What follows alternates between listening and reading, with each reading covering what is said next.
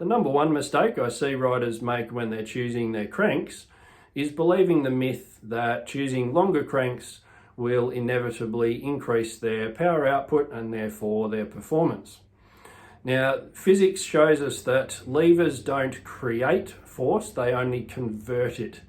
So power output is a measure of your fitness. You can't just change your crank length and miraculously increase your power output. It does potentially have effects on cadence and the gearing ratios that you choose to ride, but don't believe the myth that a longer crank leads to more force output. Another mistake to avoid when choosing your crank length is basing your decision purely on the numbers from a bike fit system. So many bike fit systems now allow us to measure the angles at key joints like your knee and your hip. But it's important to remember that behind the numbers, what we're looking for functionally is that your knees and your hips are able to move freely through the full crank revolution without any pain, without any restriction, and without any need for the alignment of those joints to shift outside of normal. Mistake number 3 relates to changing your crank length without allowing for the fact that it will take your body some time to adapt to the change.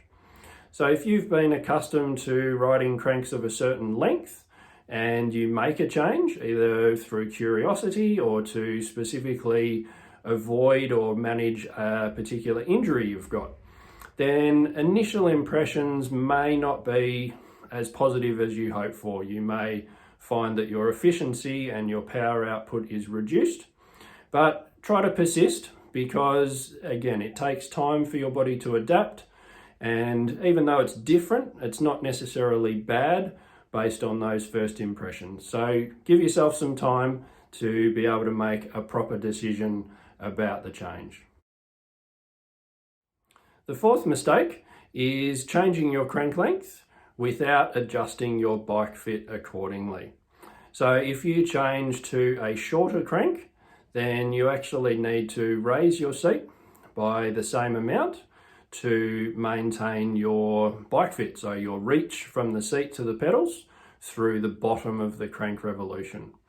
In contrast, if you change to a longer crank, then to retain that effective seat height, you would need to lower your seat by a similar amount. So absolutely crucial to remember that so that you can properly gauge the benefit of the change. Number 5 mistake is not recognizing that some shorter riders do need to change to cranks that are shorter than what comes standard on the smaller frame sizes. So most small or extra small adult frames will be fitted with 170mm long cranks. And what I've found clinically is that riders who are 160 centimetres or around 5'3" or shorter will often have difficulties with cranks of 170mm length. So it's important that they discuss that with their bike shop or do their own research to look at compatible cranks that are 165mm and sometimes even shorter. So I hope that these 5 mistakes that I've discussed give you some insight into some of the pitfalls when you're choosing your cranks.